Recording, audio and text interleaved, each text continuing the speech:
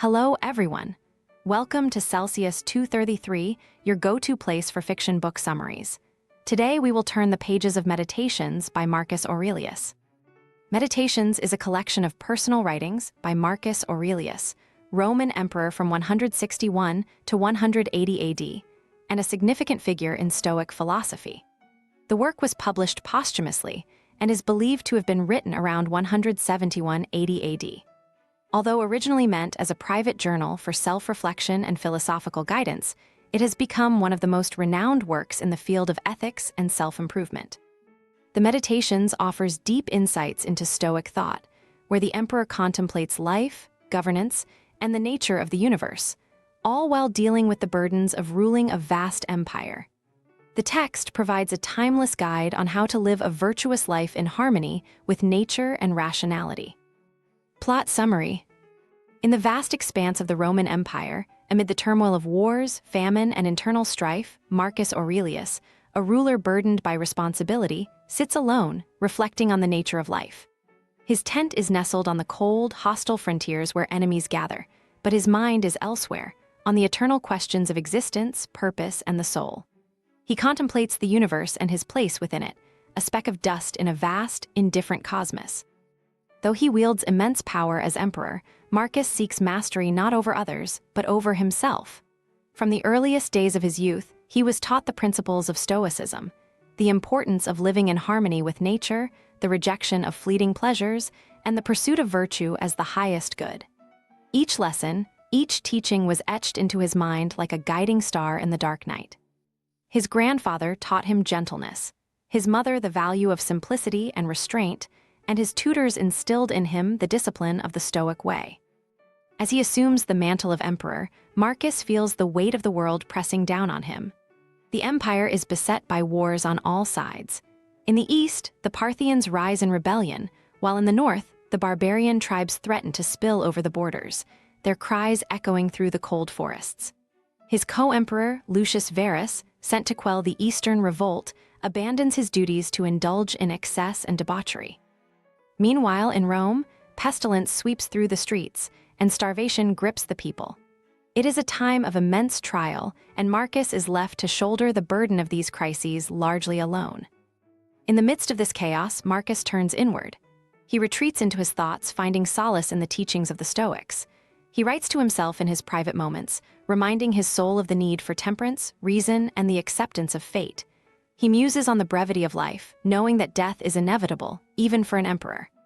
The emperor contemplates the nature of mortality, recognizing that all men, rich or poor, noble or common, are bound for the same end. And yet, this inevitability brings him a kind of peace.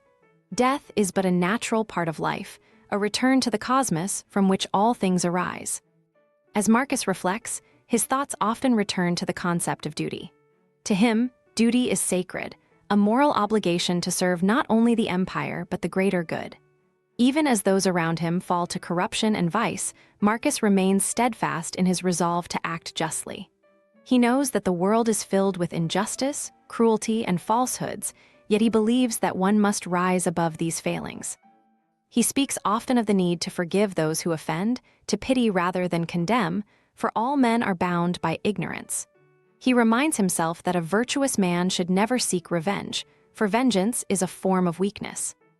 At times, he is surrounded by men like Avidius Cassius, a once loyal general who betrays him by declaring himself emperor, mistakenly believing Marcus to be dead. News of the rebellion reaches the emperor, but instead of reacting with anger or seeking retribution, Marcus wishes only to avoid bloodshed. His greatest sorrow is the thought of civil war and the suffering it will bring to the people.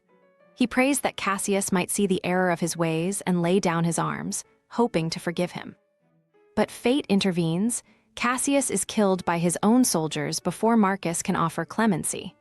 Though relieved at the end of the conflict, Marcus cannot help but grieve for the loss of a man who could have been spared. Through these trials, Marcus Aurelius finds companionship in the idea of a cosmic order. He often reflects on the unity of all things, from the stars in the heavens to the humble lives of those who serve under him.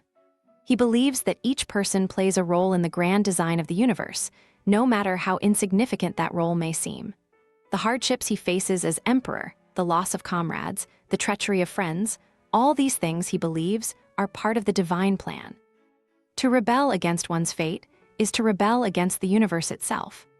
Even in moments of personal loss, such as the death of his beloved wife Faustina, Marcus steels himself. His grief is tempered by his Stoic belief that all attachments, even to those we love most dearly, must eventually be relinquished. Life is transient, and to hold on to grief is to deny the natural order of things. He mourns, but he moves forward, ever striving to be at peace with the world as it is, not as he wishes it to be. As the years pass, Marcus grows weary. His body, never strong, begins to fail him, but his spirit remains unbowed. He continues to lead his armies in battle, fighting to secure the empire's borders, even as he contemplates the futility of it all. He knows that in time, all his victories will be forgotten, his reforms undone. His son Commodus, the sole surviving heir, will one day take the throne, and Marcus knows with a heavy heart that he is not the man to continue his legacy of wisdom and justice. In his final days, as he lies on his deathbed on the frontier, Marcus Aurelius faces death with the same calm acceptance he has shown throughout his life.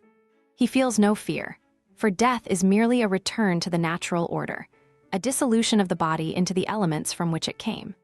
His only wish is that he has lived according to the Stoic principles he has long held dear, and that he has served both his people and the cosmos with integrity and virtue. The emperor closes his eyes, not with despair, but with a serene understanding that he has done his duty, and that, in the grand sweep of the universe, that is enough.